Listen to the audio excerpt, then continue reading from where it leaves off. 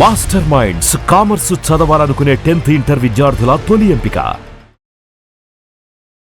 నమస్తే, మీరు చూస్తున్న సుమన్ టీవీ. నేను మీ కీర్తి. నాతో పాటు ప్రముఖ ఆస్ట్రాలజర్ బ్రహ్మశ్రీ గోరుగుంట్ల సురేష్ బాబు గారు ఉన్నారు. నమస్తే సురేష్ బాబు గారు. కీర్తి గారు నమస్కారం అండి. సో మిథున రాశి వారికి ఎలా ఉండబోతోందండి జూలై మంత్లో?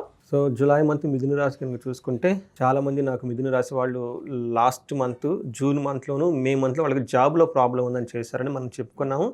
అది చెప్పుకునే విధంగా చాలా మందికి డీ ప్రమోషన్ రావటం, వాళ్ళకున్న ప్రాజెక్ట్స్లో కానివ్వండి వర్క్లో చాలా ఇబ్బంది పడుతూ ఉండటం, నాకు కాల్స్ ఎక్కువగా చేశారు. But with compare to last మంత్తో కంపేర్ చేస్తే జూలై మంత్ చాలా ఇంప్రూవ్మెంట్ ఉంటుందండి. వాళ్ళకి ఓవరాల్గా కొంచెం ఇంప్రూవ్మెంట్ ఉంటుంది. వృషభ రాశి వారిలాగా వీరికి కూడా బాగుంటుంది. కొంచెము సూర్యుడు మాత్రం వీళ్ళకి అనుకూలంగా లేరు. మిగతా గ్రహాలని, మేజర్ గ్రహాలని వీళ్ళకి చాలా అనుకూలంగా ఉన్నాయి. బట్ సూర్యుడు కూడా ఇంత ముందుతో కంపేర్ చేస్తే కొంచెం ఇంప్రూవ్మెంట్తో ఉందన్నమాట. మనం మిథున రాశి వాళ్ళకి ఎలా ఉండదు చెప్పుకోబోయే ముందు ఈ జూలై మంత్లో ఒక 3 ముఖ్యమైన విషయాలు పరిహారాల కింద వాడుకోవచ్చు. విశిష్టమైన రోజులు ఉన్నాయి మనం చెప్పుకోవాలి. ఒకటి, మనకి ఆషాఢ నవరాత్రులు స్టార్ట్ అవుతున్నాయి అంటే జూన్ 26th స్టార్ట్ అయ్యి జూలై 4th ఎండ్ అవుతున్నాయి. అంటే ఎవరికైనా కనుక భార్యాభర్తలు చాలామంది కోర్టు వ్యవహారాల్లో ఉండి డైవర్స్ విషయాలు అటు ఇటు ఆగిపోకుండా మధ్యలో ఎక్కడో స్ట్రక్ అయి ఉంటారండి. 2 years 3 years 4 years ఎంతకాలం ఆగుతారండి వాళ్ళు? మళ్ళీ పెళ్లి చేసుకోవాలి, లేదంటే ఉన్నదాన్ని తీసేసుకోవాలి కదా.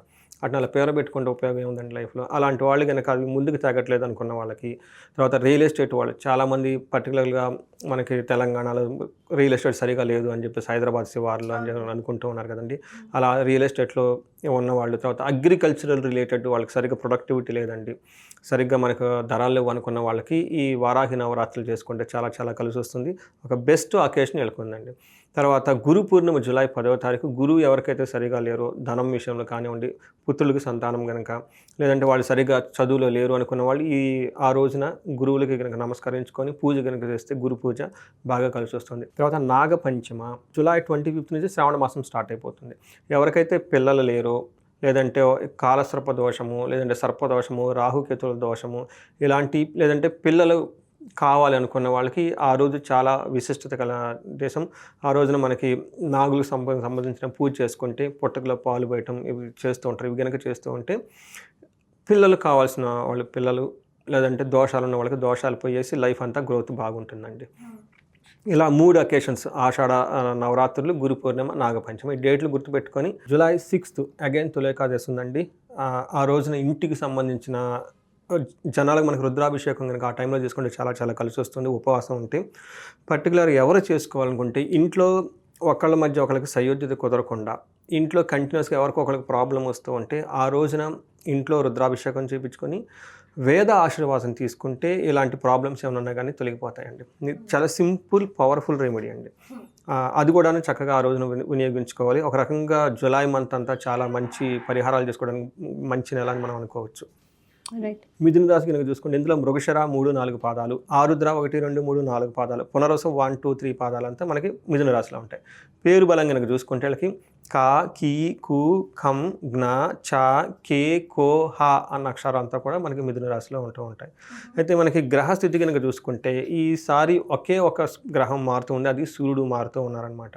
అయితే ఈ సూర్యుడు మారుతుంతో వీళ్ళకి చాలా విషయాల్లో చాలా ఇంప్రూవ్మెంట్ చేంజెస్ ఉండే అవకాశం ఎక్కువగా ఉంది అంతకుముందు మంత్తో పోల్చుకుంటే. ఒకటి, వీళ్ళకి సూక్ష్మ గోచారం, లఘు గోచారం ప్రకారం సూర్యుడు ధనాన్ని తీసుకొస్తూ మిక్స్డ్ రిజల్ట్ని ఇస్తున్నాడు అని మనం చెప్పుకోవాలన్నమాట.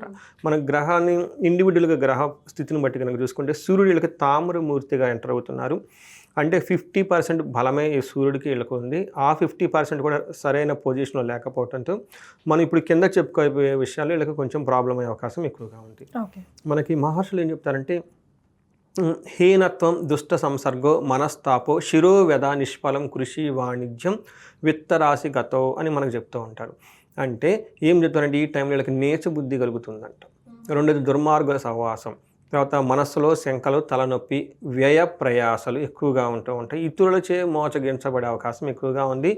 ఈ రాశి వాళ్ళు చాలా చాలా కేర్ఫుల్గా ఉండాలి. రాంగ్ ప్రామిసెస్ ఇచ్చి మీకు అది చేస్తాం ఇది చేస్తాం అని చెప్పేసి ఏదేదో చేసే అవకాశం ఎక్కువగా ఉంటుంది. బట్ ఎదుటి వాళ్ళు ఏది చెప్పినా అదేదో చెప్తారు, వినే వాళ్ళకి వివేకం ఉండాలి. చెప్పేవారిని చెప్పినాను కొంచెం జాగ్రత్తగా విజ్డమ్ ఐక్యూగా ఉండి ప్రాపర్ డెసిషన్ తీసుకుంటే బాగుంటుంది ఈ మంత్. కుజుడు వీళ్ళకి మంచి యోగ్యతను ఇస్తున్నాడు. చాలా చక్కటి యోగ్యతను ఇస్తూ ఉన్నారు. ఏ ప్రకారం అంటే కుజుడు వీళ్ళకి 3వ ఇంట్లో ఉండడం వల్ల మనకి విత్తలాభం, సదా ఆరోగ్యం, ఇష్టశుద్ధి, సుఖావహ, వస్త్రలాభో, ధన ప్రాప్తి, తృతీయ స్థానకే కుజో అని చెప్తారు. అంటే వీళ్ళకి ధనలాభం ఉంటుంది, ఆరోగ్యం ఉంటుంది, కోరుకున్నవన్నీ పొందటం, ధనము సుఖము ఉంటుంది, బంగారు వస్తువులు కొనే అవకాశం వీళ్ళకి ఎక్కువగా ఉంది. అంతేకాకుండా సక్సెస్, ఏ పని చేసినా సక్సెస్ఫుల్గా ప్రాఫిటబుల్గా ఉంటుంది, మంచి ఎనర్జెటిక్గా ఉంటారు. 3వ ఇంట్లో కుజుడు ఉండటం చాలా అనుకూలం. అయితే కుజుడితో పాటు కేతు కూడా ఉన్నారు. ఈ రాశి వాళ్ళకి ఈ కాంబినేషన్ మంచి జరుగుతుంది. ఎందుకంటే 3వ ఇంట్లో క్రూర గ్రహాలు ఉంటే అనుకున్న పని ఏదో విధంగానే సాధించేసుకుంటారు. వీళ్ళని చూసి భయపడతారు కూడా వేరే వాళ్ళు. తర్వాత శుక్రుడు అగైన్ వీళ్ళకి 11th హౌస్లో ఉండటం వల్ల చాలా మంచిది. ఎక్సెప్ట్ పిల్లల విషయంలో కొంచెం జాగ్రత్తగా ఉండాలి. బట్ మిగతా అన్ని విషయాలు చాలా బాగుంటారు. బేసికల్గా ఫిజికల్గా చాలా స్ట్రాంగ్గా ఉంటారు. పుష్టిం కాంతిం తదా ఇష్టసిద్ధి కార్య సాధనం క్షీరాన్న భోజనం కుర్యా శుక్ర ఏకాదశి ఫలం అని మహర్షులు చెప్తారు. పుష్టిగా ఉంటారు, కాంతిగా ఉంటారు, మంచి బట్టలు వేసుకొని మంచి బాడీ లాంగ్వేజ్తో కలిసేసి మంచి మంచి ఫుడ్స్ తింటూ అందరితో ఎంజాయ్ చేసేస్తూ అందరితో కలివిడిగా వెళ్ళిపోతూ మూవ్ అయ్యి ఒక షార్ప్గా వెళ్ళిపోతూ ఉంటారనమాట. బట్ పిల్లల విషయంలో కొంచెం జాగ్రత్తగా ఉండాలి. రైట్. మరి నక్షత్రాల ప్రకారం ఎలా ఉంటుందండి వీరికి? ఇందులో మనకి 3 నక్షత్రాలు మృగశిర, ఆరుద్ర, పునర్వసు.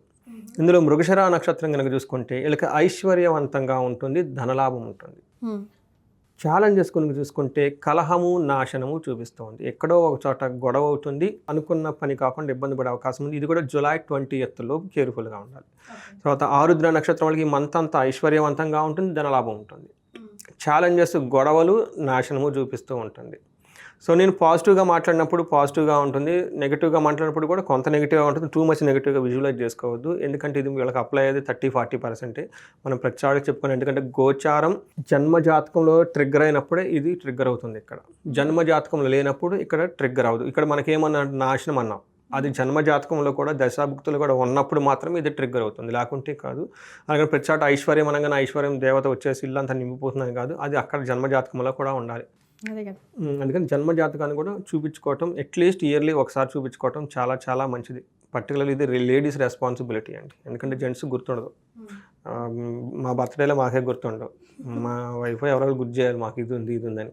వాళ్ళు ఆ విషయాలు వీక్గా ఉంటారు కాబట్టి స్ట్రెంగ్త్ మీకు కాబట్టి రాశి ఫలాలు చూసుకోవటం, ఇంట్లో వాళ్ళ హారోస్కోపులు పెట్టుకోవటం, మీ పిల్లలకి మీరు ఎడ్యుకేట్ చేయాలి. ఇంకా మీ రాశి ఇది, మీ లగ్నం ఇది, మీ గ్రహాలు ఇలా ఉన్నాయి, ఎవరి జాతకం అయితే ఎవరికి తెలుస్తుందో వాళ్ళ జీవితం చాలా మెచ్యూర్డ్గా ఉంటుంది. ప్రాబ్లమ్స్ అందరికీ ఉంటాయండి. ఆ ప్రాబ్లమ్స్ ఉన్నప్పుడు కుంగిపోవటం వేరు, వాటిని వదిలేసుకొని ముందుకు పోయి విజయం సాధించుకోవటం వేరు కదా. సో ఈ జ్యోతిష శాస్త్రం మనకి హెల్ప్ అవుతుంది ఆ విషయం గురించేనండి. సో పునర్వసు నక్షత్రం వాళ్ళకి ఐశ్వర్యవంతంగా ఉంటుంది, ధనలాభం ఉంటుంది, సంపదమయంగా ఉంటారు, క్షేమంగా ఉంటారు. చాలా ఎక్కువ పాజిటివ్ మార్క్స్ ఉన్నాయి. ఛాలెంజెస్ జూలై ఎండ్లో గొడవలు అయ్యే అవకాశం ఎక్కువగా ఉంది. ఒక విషయంలో అనుకున్న విషయం ఒకదానికి రిజల్ట్ రాకుండా ఇబ్బంది పడుతూ ఉంటారు. తర్వాత ఆరుద్ర నక్షత్రం వాళ్ళు సుఖనాశనం, వీళ్ళకి అనుకున్న పని కాకుండా కంఫర్టబుల్గా లేకుండా ఇబ్బంది పడే అవకాశం ఎక్కువగా ఉంది.